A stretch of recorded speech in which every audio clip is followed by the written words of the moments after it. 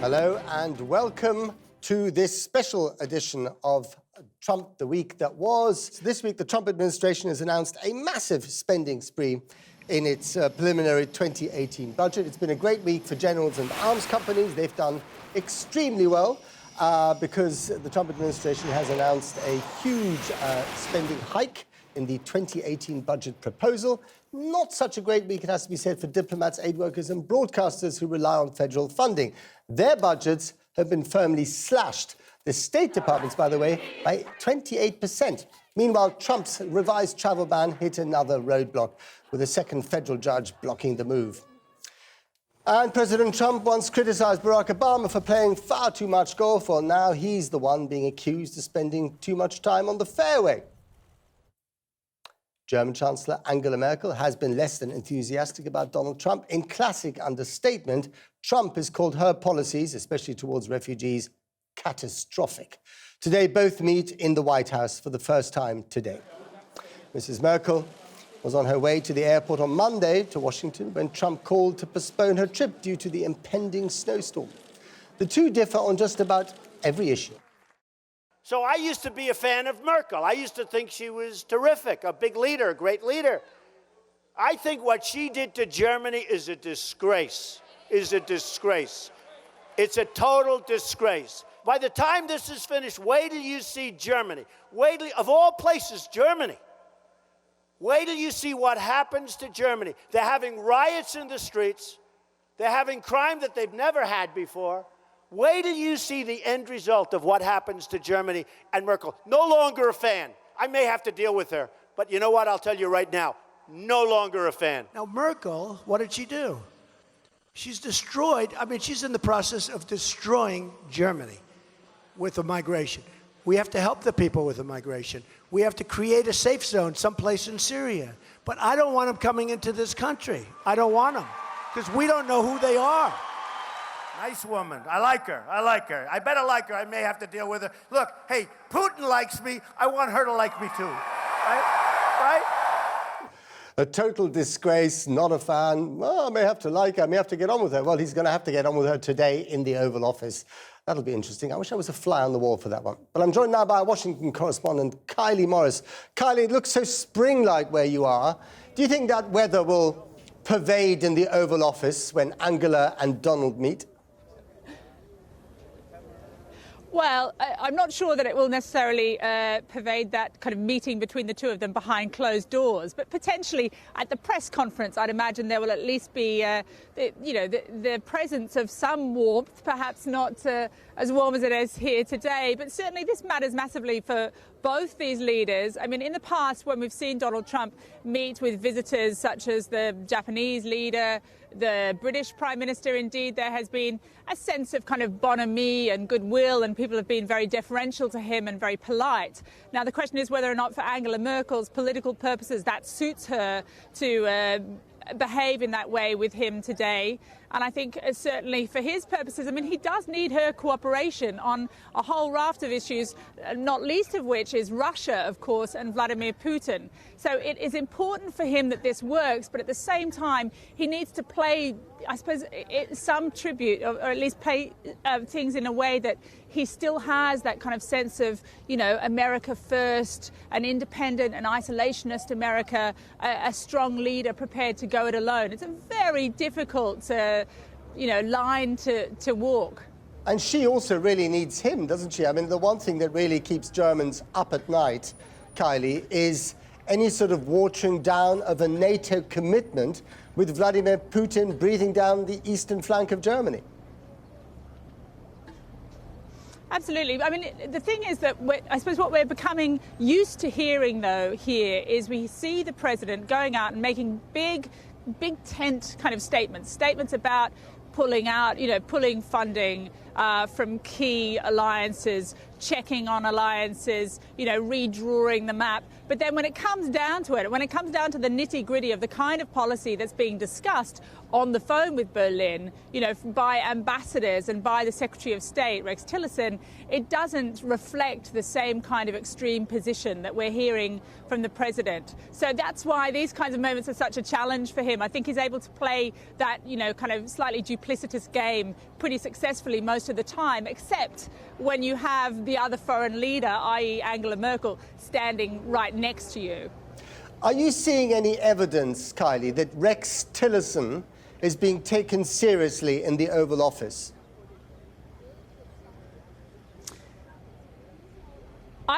Probably the best way I can answer that is having spoken to senior diplomats here, when they have an issue to sort out. So let's imagine they're from a close ally and they want to try and resolve some issue with the Trump White House. Their first call is not to Rex Tillerson in the State Department. Their first call is to Jared Kushner or trying to find some Steve Bannon, any allies they might have within the White House, because they see that as a more direct route to take to, get the president's ear, certainly, than speaking to Rex Tillerson. Rex Tillerson has been away a lot of the time he's actually been in office. He's very rarely spoken to us. I mean, he's done virtually no press availabilities. He's on a tour of Asia where he hasn't taken any media with him. So at the moment, he's slightly, the Secretary of State who's missing in action.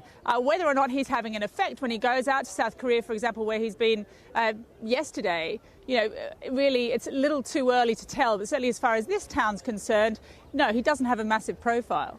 So ever since the president had his tweet storm a few Saturdays ago about Obama allegedly tapping his phones in Trump Tower, everyone, including you, have been scrabbling around and asking the administration for the slightest shred of evidence about this. And today, we heard one Sean Spicer wearing his green St. Patrick's Day tie say, guess what? The source of this information is actually GCHQ, our good old British intelligence services. Tell us more about that.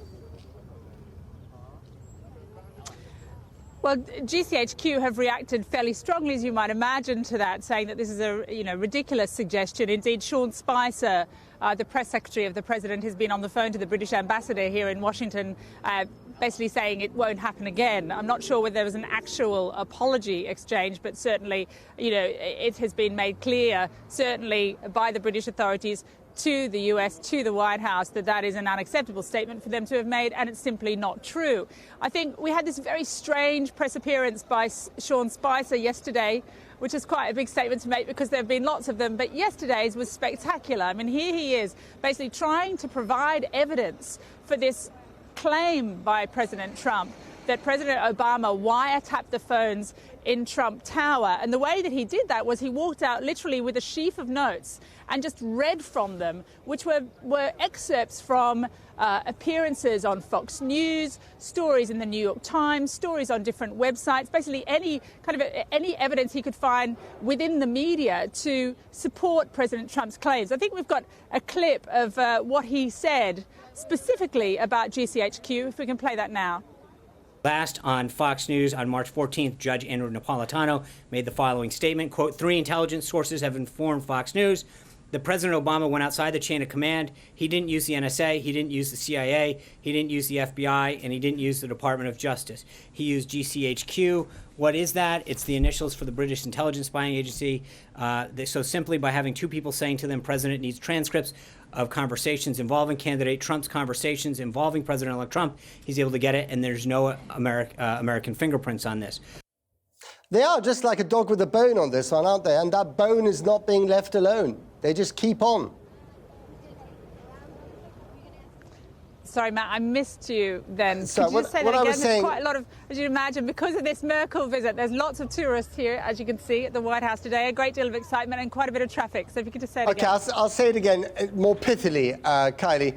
It seems as if the administration is just ploughing on with these accusations. On and on and on. They won't give up.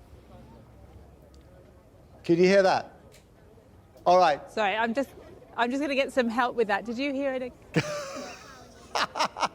Yes, they are indeed. Yes, no, we no, got I'm you. getting Okay, it through different come on. sources. Yes, they are ploughing on. But the really difficult thing is not so much GCHQ for the White House. The problem is that they have the Senate Intelligence Committee, which is investigating these claims of of links between the presidential campaign of Donald Trump and Russian operatives.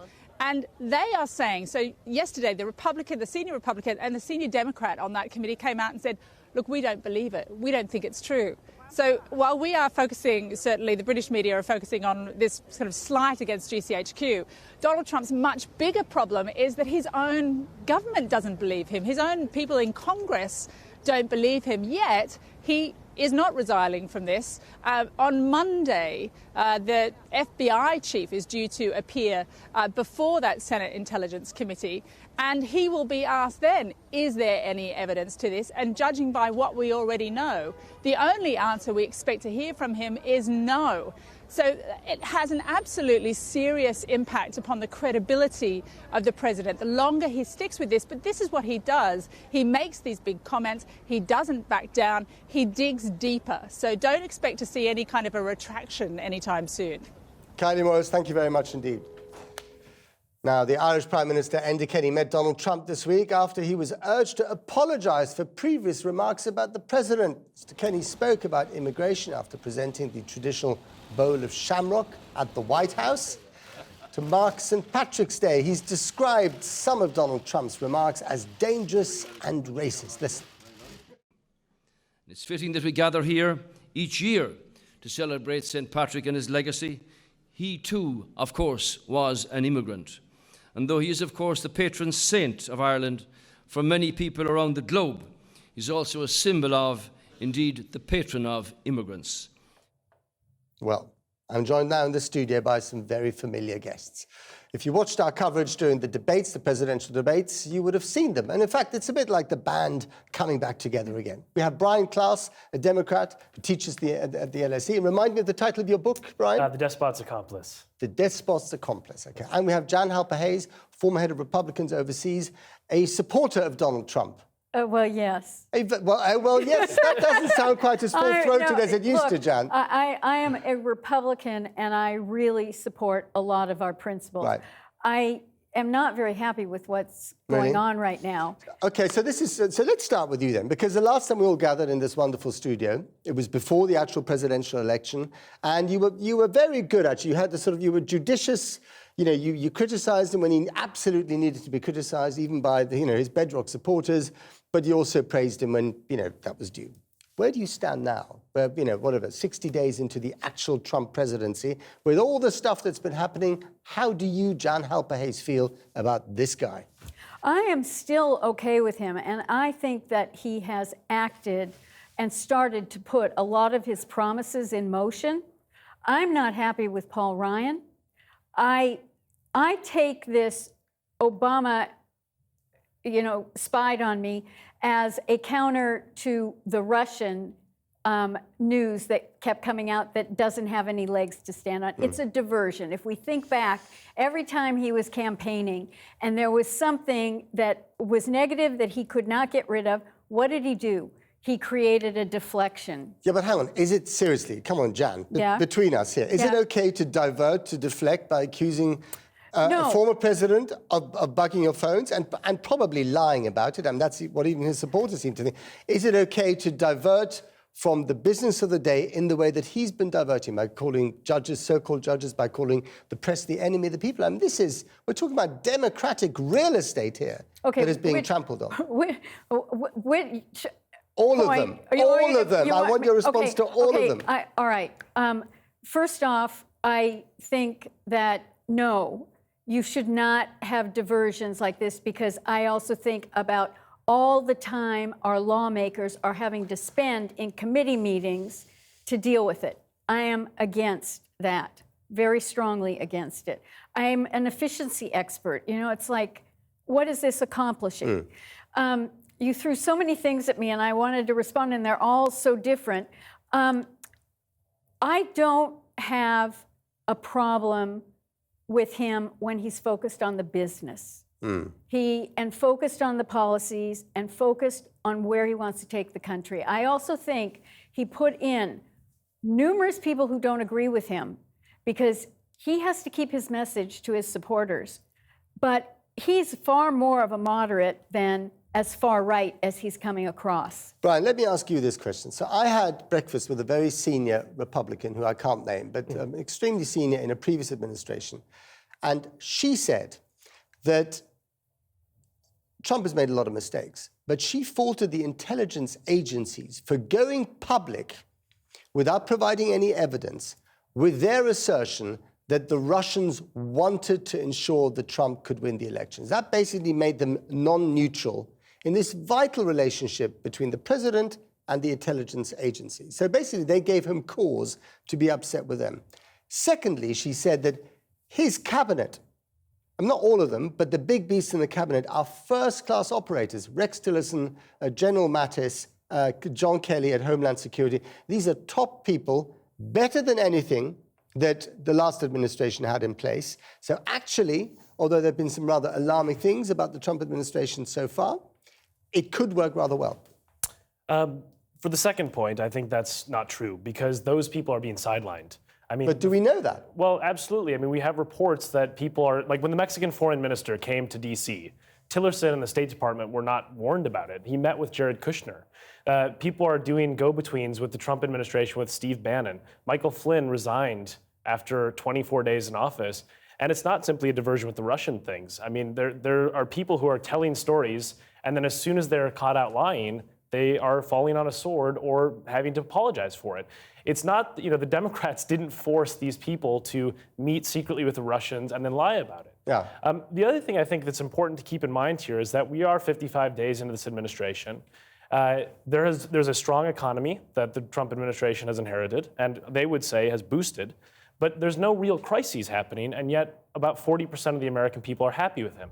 More than half of the country is disapproving of him. It took Obama 900 days to get there. Yeah. And the 4 pieces of legislation that Trump has signed, the non-executive orders, the actual legislation, one allows coal polluters to pollute streams. One is a removal of a disclosure requirement for foreign businesses that pay foreign governments to disclose their mining contracts. The other is a procedural piece of legislation, and the fourth allowed Secretary Mattis to become Secretary of Defense. Obama's first 4 pieces of legislation were the Gender Equity Pay Act, the Children Health Insurance Program that provided 4 million children insurance, an $800 billion economic stimulus package, and the federal budget. And those were all in the first 50 days. So, when you look at this and you see people saying he's getting the job done, I don't see any evidence of that.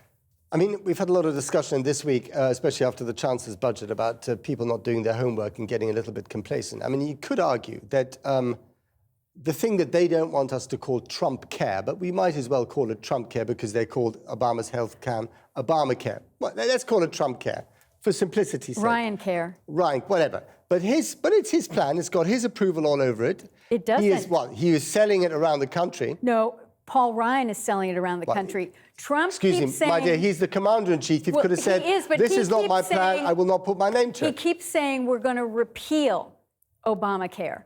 And he has not put his name to it. Okay, whatever. He did come out of the stocks basically saying, this is the way we're going to reform healthcare. Now, we know from the budget, the office of the Congressional Office of the Budget, OMB. They came out and they said, this is a disaster in terms of funding. It's a disaster in terms of the numbers of people who will lose their healthcare. That's 11 million. And it's also, crucially, a disaster for people who are actual natural Trump supporters who will see their premiums go through the ceiling. I mean, that's bad politics, isn't it? Well, first off, it's very important to clarify that this is Ryan Care. And I am very concerned because they have been in a closed door with not accepting any of the criticism from the Heritage Foundation, from the American Medical Association, from other GOP lawmakers. And he is going to fail in getting that passed because it's not delivering on what Trump wants to see in the bill. But isn't the problem here that they must have, I mean, they have political operatives. They're very good at opinion polling and all that kind of stuff. They must have realized that there would be a problem here, both in terms of the numbers and in terms of the reception. Why has President Trump not distanced himself further from what you describe as Ryan Care? Why doesn't he stand up and say, this is not the way I intended it to be, and put this guy right? Because the draft bill hasn't gone for a vote. It is not yet ready to sit down and negotiate with Trump.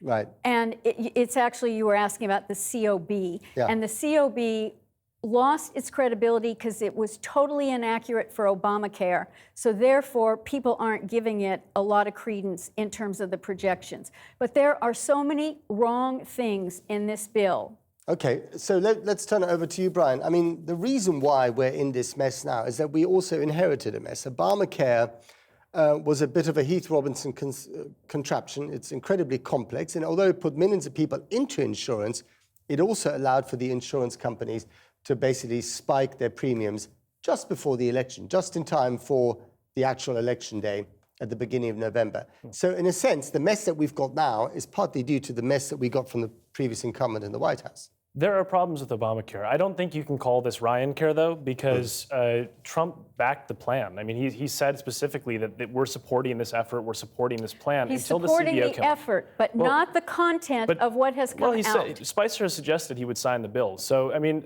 beyond that, though, the thing that's really important here is this is what you get when you elect somebody with no government experience. Trump has been made aware that healthcare is unbelievably complex. Well, he criticized Obamacare for years and years and years. So did the Republicans, and they didn't have a plan. They didn't know what they were going to do when they came into office. And so you can say this is Ryan Care, but isn't it appropriate that the president actually leads on what the legislative agenda should be? Of course. He didn't think about that before he came into office. Okay, whether we That's call the it problem. Ryan Care or Trump Care, or whether it was Obamacare, I mean, for most of our viewers in Britain, this will be gobbledygook, and we're deep in the weeds here. But it's very important in domestic American politics because, as we know, living in America, if you have private insurance and those premiums go up, it could literally render you bankrupt. And so that's why this is vital. But I want to just hang on a sec. I just want to say the really clear thing that I think is important about this bill for a British audience is to understand that the problem, that what the CBO estimated, even if they're a little bit wrong, right? They estimated that 24 million people, several million of those poor and disabled people, would lose their health insurance under that plan. Health insurance, the loss of health insurance, and the costs associated with healthcare are the #1 cause of private bankruptcy in the United States. As I was saying. So for British people to understand this, we're talking about removing health insurance from people who cannot afford to go to the doctor if they don't have these plans, and they get bankrupted for them. Okay. And I think that's a draconian cut that we can't accept. Just a couple more before we head on to something else. I mean, in broader terms, I think one can see the Trump presidency in its novelty and its ability and desire to shred the rules as a stress test for American democracy, right? Yes. Is American democracy surviving that stress test?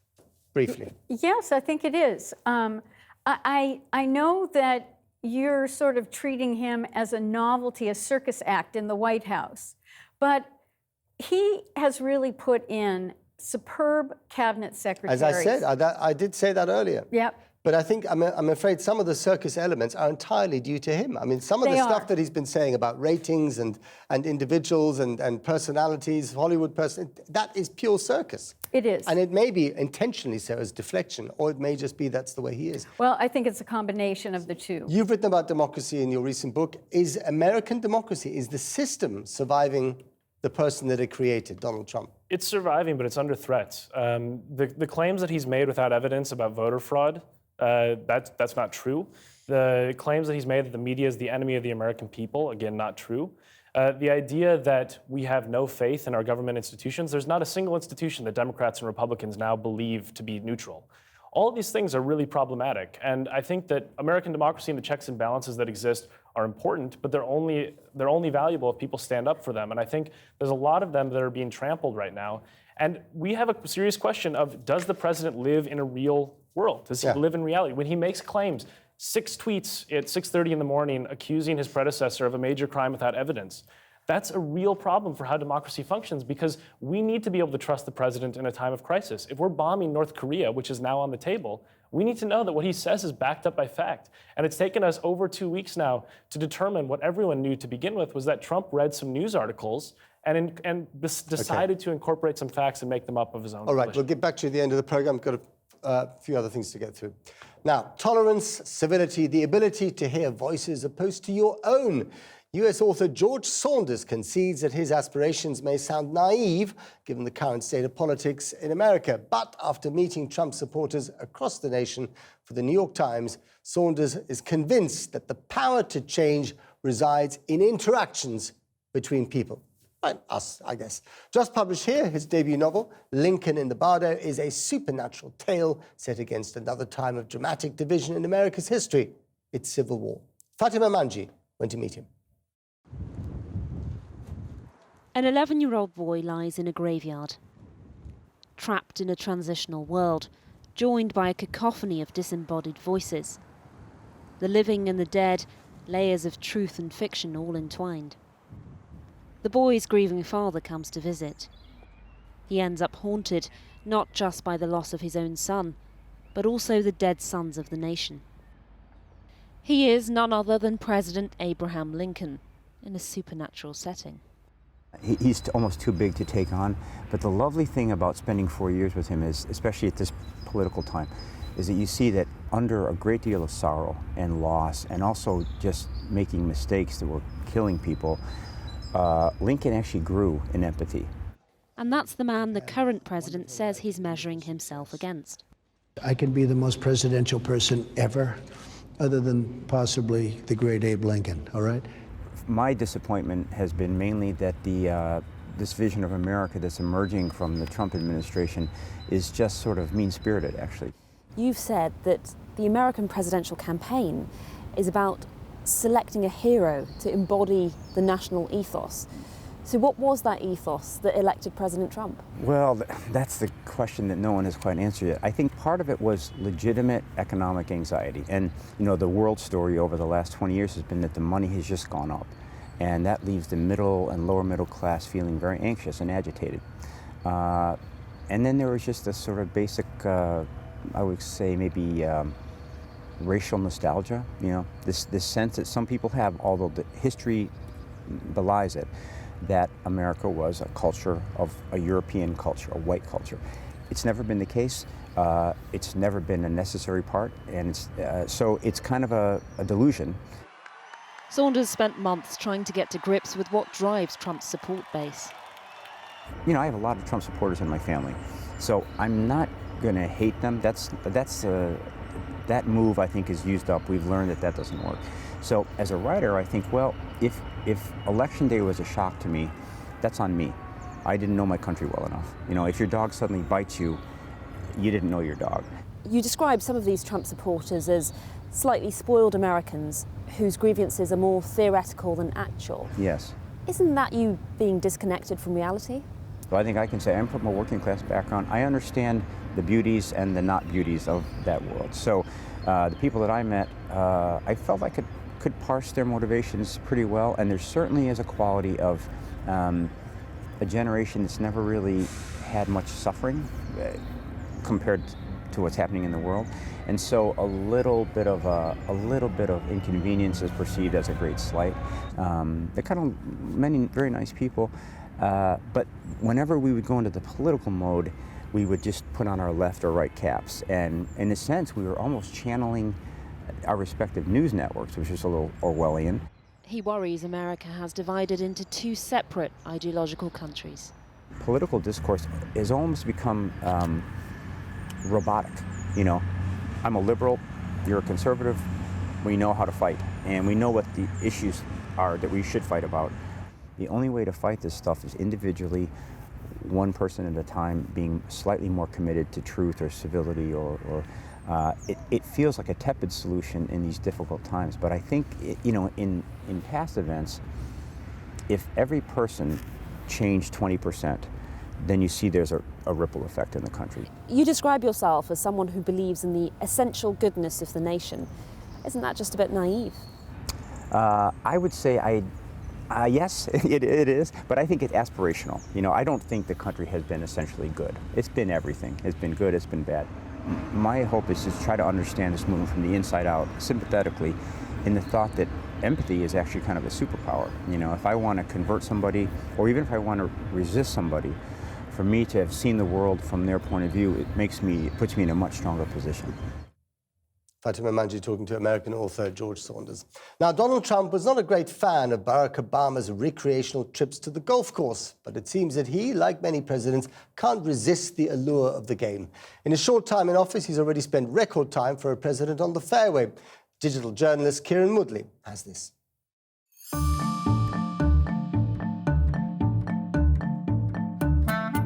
Because I'm going to be working for you, I'm not going to have time to go play golf, and believe me.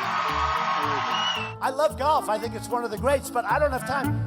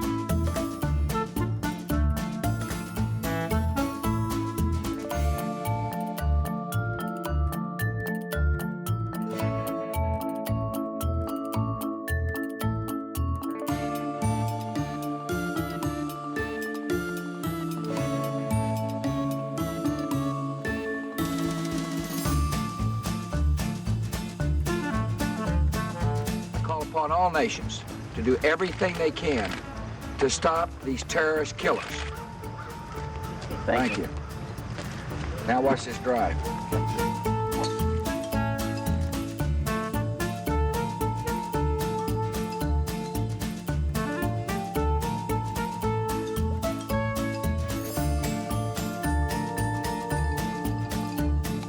These hands hit a golf ball 285 yards. Look at these hands. That was funny. I have to say, I quite like the idea of the president being on the golf course, because when he's got a golf club in his hands, he can't tweet. That's got to be a good thing. Let's go back to my guests, Jan and Brian. Jan, I mean, to be serious here for a minute, what worries me is that whenever the president gets into trouble, he goes back into kind of campaign mode and he addresses a rally, and he obviously feeds off that. It kind of recharges his batteries. But it's also dangerously tribal, isn't it? Well, it's dangerously tribal. It is also very individual, state, or group centric, and it is not expanding his reach to the people that have accepted him but didn't vote for him and aren't necessarily happy. And he's not working at all to do that. And He's not a uniter. Well, first off, no one is a uniter. The Democrats aren't uniters. The Republicans aren't uniters. Even the media in the U.S. are not acting like uniters. That is not where people's thinking is. And before the show, Brian and I were talking, so concerned about when Ryan came out and said we have a binary choice on this health care bill. And life is not either or. But yes, it's true or false, good or bad. One medicine is good for you, another harms you. And we are living in this world where we're not considering how to think about the multidimensional issues. And I would love for there to be a huge identity crisis for both parties. Good point. But Brian, it's working for him, isn't it? Within the Republican camp. I mean, 88% approval rating in Republican ranks, that's pretty good. And I guess all he's doing is applying the kind of philosophy of business that worked well for him in the kind of cement jungle of New York to government. Well, the actual governance is not working super well. I mean, they're not the healthcare rollout, as we talked about, went very badly. The real thing, you're right about the polarization. This is a long-term trend. And if you look at Gallup polls of past presidents and Trump, there's usually pretty strong support throughout the entire term from the president's own party. So Democrats consistently liked Obama, around 90%, same with George W. Bush, et cetera. The real aspect of consensus that allows you to govern effectively comes from how you appeal to independents and the damage that's done with the opposition party, right? And we have historic chasms between the Democrats and Republicans on views on Trump. And so him being down at 40%, I mean, that's basically what you expect is the low point for a president under decent times, right? That's a really low approval rating. And trying to create a coalition to govern is not going to come about in that way. But he's not a coalition guy. I mean, for him, life is a zero-sum game. Their loss is my game. He isn't a coalition guy, but also it is not the poll on his approval or not. What it is, and this is why people did not see that he was going to win, are people happy with the direction the country's going in? It was at 31%, it's at 45%. There is greater hope that the economy is going to improve. And that's what he's doing, is he's focusing on the issues. And he doesn't care whether people like him or not. So I wouldn't pay attention to that. Although he is rather slavishly bound to, opinion poll ratings, size of inauguration crowds. He does care. Well. He does care quite a lot about this, the metrics of adulation, doesn't he? He cares about the metrics of adulation and the words of adulation, but he doesn't behave in a way that garners widespread adulation.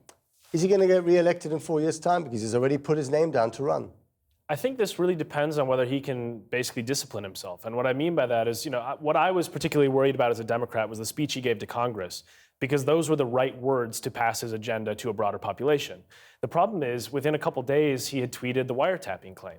So, Trump is his own worst enemy. And if he starts to listen to a more, polished version of how he can appeal to some things that he does that are actually popular, I don't like the idea of scapegoating illegal immigrants, but scapegoating illegal immigrants who are criminals is very popular. So, there's a way that he can pitch himself to get reelected, but he has to behave in a way that's not seen by the broader public as being sort of lunacy. It's much broader than that. If he gets his bills passed, and if they work, he'll get reelected. If those bills do not get passed, it is. It's as simple as that. Just one final one to you, Jan. Would you like him to get rid of Steve Bannon, or do you think Steve Bannon is a good thing? Oh, I think that Steve Bannon actually is an anchor for him. An anchor? An anchor. That's a new one. Okay. Interesting. We'll leave it. We'll discuss it next time. I would love to. Jan Halper-Hayes, Brian Klaus, thank you very much for coming in for this lively discussion. He's making news great again. He's making journalism great again. He's the gift that keeps on giving. Well, he is. So let's just hope it stays benign. Okay, Lovely thank you very much indeed. You. And thanks to all of you for watching this special on Donald Trump and what kind of week he's had. I think he's had a mixed week, shall we say. But thank you very much to all of you here from Channel 4 News in our studios in London. See you next time.